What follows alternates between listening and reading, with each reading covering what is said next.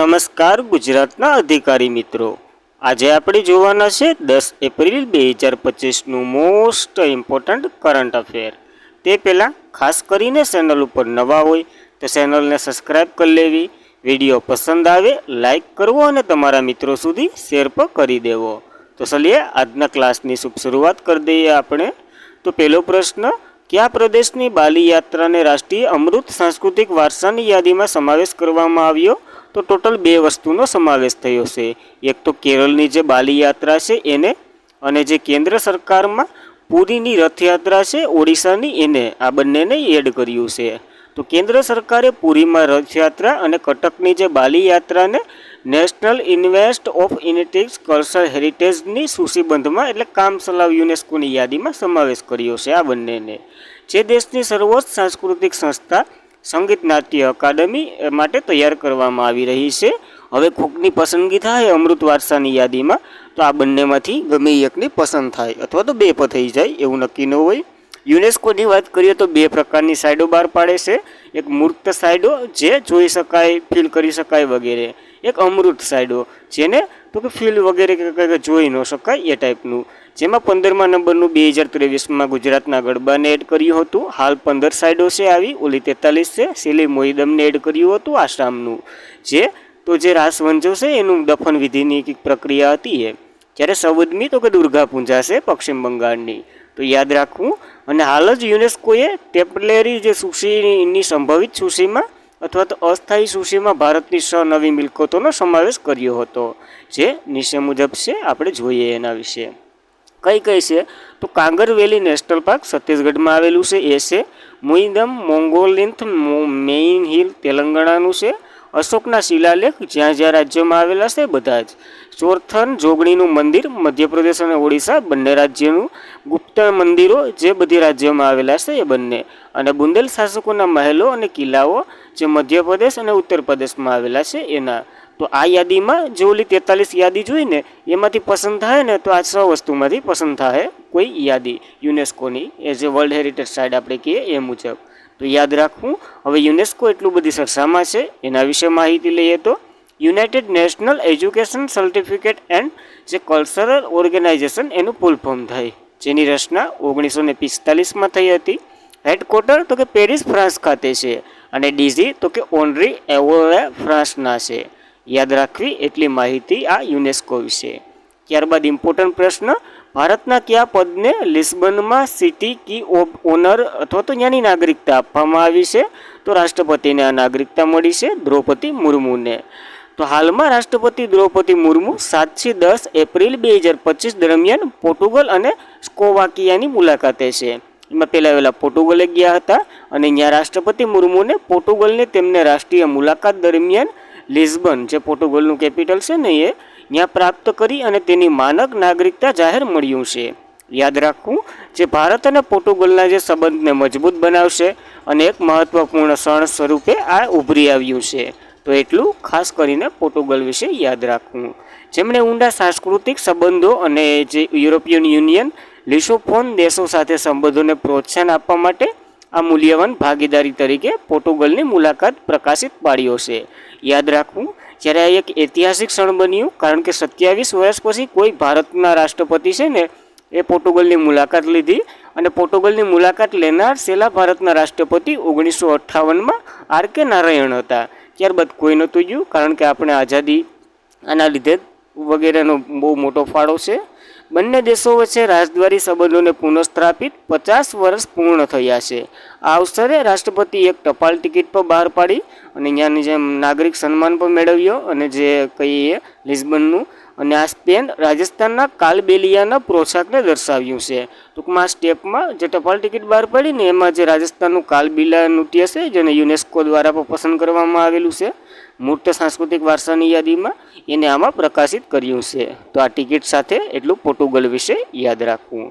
જ્યારે 2024માં ફિજીનું સર્વોચ્ચ સન્માન લઈને આવ્યા હતા આપણા Draupadi Murmu, companion of the honour of the Fiji એનાયક, એ નામ ખાસ કરીને યાદ રાખવા, કારણ કે જો નાઇલનું જે સન્માન છે ને એનો પ્રશ્ન પૂછાઈ ગયો એસટીઆઈમાં, જ્યારે 2024માં પૂર્વ તિમોરનો સર્વોચ્ચ નાગરિક સન્માન grand collar of the order of the Timor Leste પણ મળી આવ્યો હતો દ્રૌપદી મુર્મુને.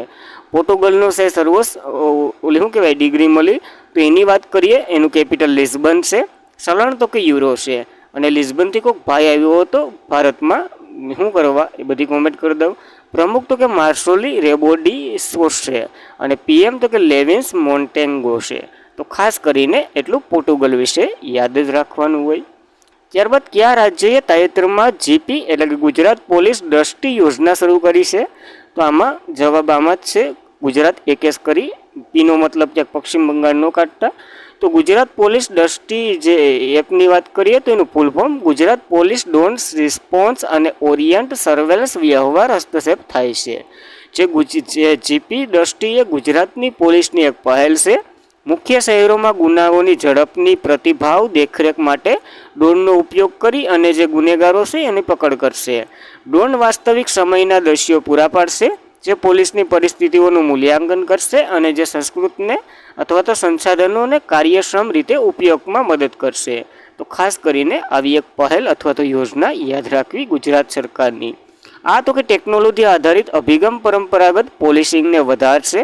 ખાસ કરીને ગુનાથી પ્રભાવિત હોટસ્પોટમાં પ્રદર્શિત ટીમો નાઇટ વિઝન અને ઝૂમ કેમેરાની સજ્જ જે કોન્ડ ઓપ્શન ચલાવશે. તો ગુજરાતની તો સ્ટેટિક વાત ન કરવાની હોય, તમને યાદ જ હશે તોય જોઈ લઈએ. કેપિટલ ગાંધીનગર, સીએમ ભૂપેન્દ્ર પટેલ અને ગવર્નર આચાર્ય દેવવ્રત છે. યાદ રાખવી એટલી માહિતી ગુજરાત વિશે. ત્યારબાદ કયા દેશમાં 150મી આંતરિક સંસદીય એટલે કે ઇન્ટરપોલની જે બેઠક થઈ એમાં સામાન્ય સભા યોજાઈ રહી છે? તો ઉઝબેકિસ્તાન ખાતે આ સભા યોજાઈ રહી છે. આપણા ઓમ બિરલા ગયા હતા. તો ઉઝબેકિસ્તાન નેશનલ ન્યૂઝ એજન્સીના ડાયરેક્ટર જનરલ અબેન્સી કુસીમોવે જણાવ્યું કે ઇન્ટરપોલેમેન્ટ યુનિયન જેને ટૂંકમાં કહીએ તો આઈપીયુની 150મી જનરલ એસેમ્બલી જેમાં વિશ્વ સંસદીય સભ્યોનો ઇતિહાસ છે જે મહત્વપૂર્ણ ક્ષણ છે અને એના ઉપર ધ્યાન આકર્ષિત કરે છે. તો આપણા લોકસભાના અધ્યક્ષ ઓમ બિરલા કેટલામાં નંબરના છે કોમેન્ટ કરી દઉં. જે 5 થી 9 એપ્રિલ 2025 દરમિયાન તાશગંજમાં યોજાયેલ સંસદીય સંઘની 150મી સભામાં પ્રતિનિધિત્વ કરશે ભારતનું. તો આ પોઈન્ટ આપણા માટે આઈએમપી છે. જ્યારે ઇન્ટર પાર્લામેન્ટ યુનિયનની વાત કરીએ તો વિશ્વની તમામ પાર્લામેન્ટને આ જોડે છે, જેની રચના 1889માં થઈ હતી. મુખ્ય મથક જેનીવા સ્વિટ્ઝરલેન્ડમાં છે. તે અહીં કે બે દેશોને 182 સભ્ય છે. ટૂંકમાં 182 સભ્ય છે આના. અને 149મી જીનીવા સ્વિટ્ઝરલેન્ડ ખાતે ભરાણી હતી આ બેઠક. પહેલી વહેલી 1989માં પેરિસ ખાતે ભરાણી હતી. ભારત ટોટલ 2 વાર યજમાન કરી ચૂક્યું છે. એક 1969માં અને એક 1993માં. તો ખાસ કરીને આ ઇન્ટર પાર્લામેન્ટ યુનિયન વિશે એટલી માહિતી યાદ રાખવાની આપણને.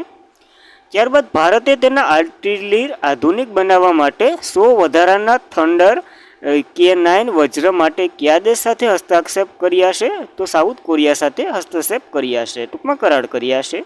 તો દક્ષિણ કોરિયાના સંરક્ષણ ક્ષેત્રની દિગ્દર્શક કંપની હાનવા એરોસ્પેસ ગુરુવારે જણાવ્યું કે ભારતના સ્વદેશી K9 સ્વસંચાલિત હોવિત્ઝર નિકાસ માટે 371.4 બિલિયન વોન, ટૂંકમાં મિલિયનમાં વાત કરીએ તો 253.6 મિલિયનનો સોદો પર હસ્તાક્ષર થયા બંને વચ્ચે. અને આપણા તરફથી સાઉથ કોરિયા દક્ષિણ કોરિયા તરફથી એરોસ્પેસે જણાવ્યું એ ભાગ લીધું હતું અને આપણા તરફથી મુંબઈ સ્થિત લાર્સો એન્ડ ટુબ્રોએ ભાગ લીધું હતું. ટૂંકમાં અડધું કામ ત્યાં થાય, અડધું કામ અહીં થાય અને આપણને K9 મળશે. જો 2030 સુધીનો આ ટાર્ગેટ છે 100 K9નો વધારો કરવાનો આપણી સેનામાં. યાદ રાખવી આ માહિતી. અને આ સોદો ભારતીય સૈન્યને અત્યાધુનિક બનાવશે, સુસંગત કરશે. આ કરાર 2017માં જાહેર થયા હતા, પછી 2020માં રોકી દીધા અને પછી 2025માં આને ઓલું મળ્યું છે, પૂર્ણ આહુતિ કહેવાય એ મળ્યું. હવે 2030માં આપણને મળ્યા છે આ K9. તો એ પણ યાદ રાખવું. જ્યારે લાર્સો એન્ડ ટુબ્રોની વાત કરીએ તો 7 ફેબ્રુઆરી 1946માં એની રચના થઈ હતી. મુખ્ય મથક મુંબઈ ખાતે છે. CMD SN સુબ્રમણ્યમ છે. યાદ રાખવી એટલી માહિતી લાર્સો એન્ડ ટુબ્રો વિશે. ત્યારબાદ દક્ષિણ કોરિયાએ સરસામર્યું છે. કેપિટલ સિઓલ છે. દક્ષિણ એટલે કે ચલણ તો કે દક્ષિણ કોરિયન વોન છે. રાષ્ટ્રપતિ હાન ડક સુ છે અને વડાપ્રધાન હાન ડંગ સુ બંને એક જ હે, કંઈ ખબર નહીં, ટાઈપિંગ મિસ્ટેક પણ હોઈ શકે, જોઈ લેવું એકવાર તમારી રીતના. ત્યારબાદ એક સ્પેશિયલ ગિફ્ટ વિશે વાત કરીએ તો બધા જ અધિકારી માટે મળવાપાત્ર છે આ. શા માટે? જો 500 સબસ્ક્રાઈબર થઈ જાય ને તો પહેલાં આપણે પ્લાન કંઈક એવો છે, રિઝનિંગના બધા પીવાયક્યુ લેવાનો, પછી તો પાછો કંઈક ટાર્ગેટ રાખશું અને ગણિતના બધા પીવાયક્યુ લેશું. કેના માટે? જો જીપીએસસીના લઈ લે હું, બધી જ ટૂંકમાં સરકારી પરીક્ષાઓમાં આવ્યા ને એના માટે. ખાસ કરીને આ બંને વિષયો શા માટે? તો પીએસઆઈ અને કોન્સ્ટેબલની પરીક્ષા હમણાં આવવાની છે, તો એની પ્રેક્ટિસ થઈ જાય અને તમને ખબર પડે કે કેવા કેવા પ્રશ્ન પૂછાય, અગાઉની એક્ઝામમાં કેવા કેવા પૂછાઈ ગયા છે બદલાતી પેટર્નના આધારે. તો આ એક સ્પેશિયલ ગિફ્ટ છે અધિકારી માટે, તો ખાસ કરીને આની જાણ કરવી, જેના માટે આપણે 500 સબસ્ક્રાઈબર જોઈએ. ત્યારબાદ તો કે સુપ્રીમ કોર્ટના કોલેજિયમ જમ્મુ કાશ્મીર અને લદ્દાખ હાઈકોર્ટના મુખ્ય ન્યાયાધીશ તરીકે કોની નિમણૂક કરી છે? તો કોલેજિયમે અરુણ પલ્લીની નિમણૂક કરી છે હાઈકોર્ટ માટે. તો જોઈએ તો સુપ્રીમ કોર્ટની કોલેજિયમે જમ્મુ અને કાશ્મીર લદ્દાખ હાઈકોર્ટના મુખ્ય ન્યાયાધીશ તરીકે હાલમાં જ પંજાબ હરિયાણા હાઈકોર્ટના ફરજ બજાવતા જસ્ટિસ અરુણ પલ્લીની ભલામણ કરી છે. અને આ નિર્ણય 4 એપ્રિલ 2025ના રોજ મળેલી એક બેઠકમાં લેવાયો હતો. આ તો કે તાસી રબસ્તીનનું સ્થાન લેશે, જેની તો કે 7 એપ્રિલના રોજ 9 એપ્રિલના રોજ એ નિવૃત્ત થવાના છે, એની જગ્યાએ આવશે અરુણ પલ્લી. ત્યારબાદ હાઈકોર્ટની થોડીક વાત કરી લઈએ તો કલમ 214થી 231માં એનો ઉલ્લેખ છે.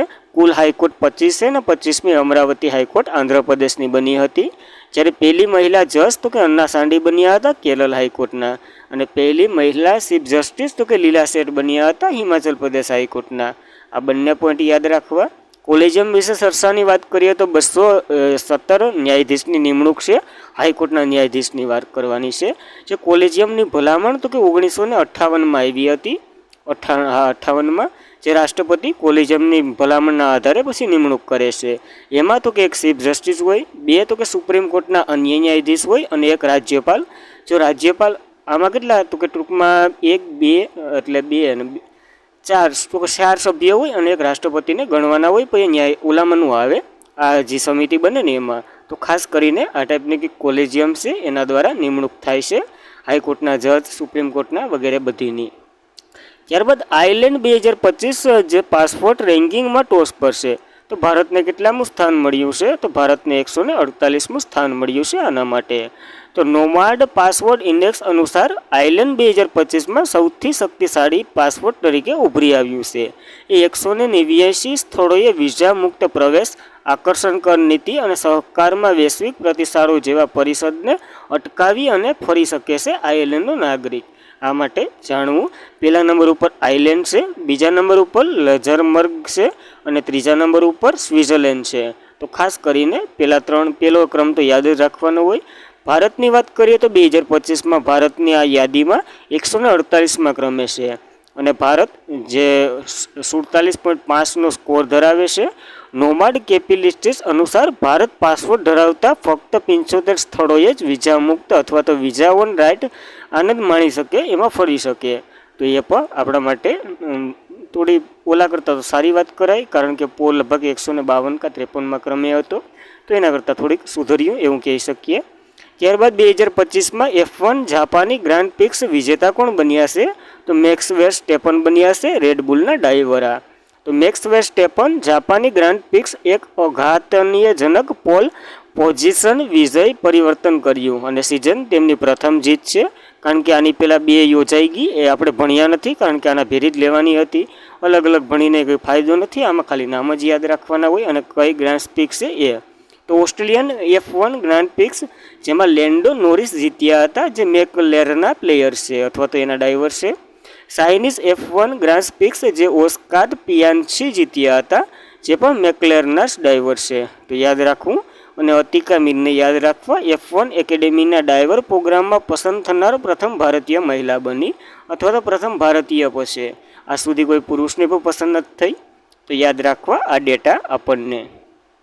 ત્યારબાદ NPCIને પોતાના એક્ઝિક્યુટિવ ડિરેક્ટર તરીકે કોની નિમણૂક કરી છે? તો કામચલાઉ ડિરેક્ટર તરીકે સોહિની રાજોલાની નિમણૂક કરવામાં આવી છે આ પદ માટે. તો નેશનલ પેમેન્ટ કોર્પોરેશન ઓફ ઇન્ડિયાએ સોહિની સોજોલાને સર્વોચ્ચ ચૂકવણી સંસ્થાના નેતૃત્વના ભાગરૂપે એક્ઝિક્યુટિવ ડિરેક્ટરની વૃદ્ધિ તરીકે નિયુક્ત કર્યા છે. શોધેલા જે NPCIના ચૂકવણી ઉકેલ અપનાવવામાં જવાબદાર રહેશે વગેરે શપથો લીધા. ઉત્પાદન વૃદ્ધિ પહેલના નેતૃત્વ કરશે અને વગેરે કાર્ય કરશે. આપણા માટે ખાલી પદ કામનું છે, બીજું not important. National payment corporation of ઇન્ડિયાની વાત કરીએ તો એની રચના 2008માં થઈ હતી. મુખ્ય મથક મુંબઈ ખાતે છે. MD અને CEO તો કે દિલીપ આબ્ડ છે. તો ખાસ કરીને આ માહિતી યાદ રાખવી આના વિશે. ત્યારબાદ કયા ક્ષેત્રમાં જાણીતા પદ્મશ્રી રામ સહાની પાંડેનું 92 વર્ષની વયે અવસાન થયું છે? તો નૃત્યકાર છે અને ખાસ કરીને મધ્યપ્રદેશ સાથે સંકળાયેલા છે. તો આંતરરાષ્ટ્રીય સ્તર પ્રખ્યાત લોકનૃત્ય કલાકાર રામ સહાય પાંડે જેઓને પદ્મશ્રી પુરસ્કારથી પણ સન્માનિત થયા છે આ નૃત્ય માટે. અને મંગળવારે વહેલી સવારે લાંબી જિંદગી બાદ અથવા તો લાંબી બીમારી બાદ એમનું અવસાન થયું છે. તેમણે બુંદેલખંડના જે રાય નૃત્ય છે ને એને ભારતમાં જ નહીં પરંતુ વિદેશમાં પણ ઓળખ અપાવી છે. એટલા માટે IMP છે આ વ્યક્તિત્વ. અને આ રાય નૃત્ય પરંપરાગત રીતે બેદિયા સમુદાય દ્વારા કરવામાં આવે છે, જેમાં હાશિકા, ધકેલ થઈ અને જૂથ વગેરે જે ગુનાહિત જાતિ વગેરેનો સમાવેશ થાય. જે રાય નૃત્ય ઉપેક્ષિત કળામાંથી આનંદીય કળા બદલ્યું છે. અને રાય નૃત્યનો પ્રોત્સાહન આપવા માટે એને 2022માં પદ્મશ્રી મળ્યો છે આ એક વ્યક્તિને. અને જે 1980માં તેને નૃત્ય શિરોમણીનું પણ બિરુદ મળ્યું છે આ નૃત્ય માટે. તો ખાસ કરીને જે બુંદેલખંડનો વિસ્તાર છે ને એમાં આ નૃત્ય કરવામાં આવે અને યાદ રાખવું આ નૃત્ય અને નૃત્યકાર બંને વિશે. અને આજના માટે એટલું જ હતું. ખાસ કરીને મિત્રો વિડીયો પસંદ આવે લાઇક કરવો અને આપણો ટાર્ગેટ જે કીધો એ તો ભૂલાય જ નહીં. ચેનલ પર પ્રથમ વખત હોય તો સબસ્ક્રાઈબ પણ કરી લેવી. Thank you for watching this video. જય હિન્દ, જય ભારત.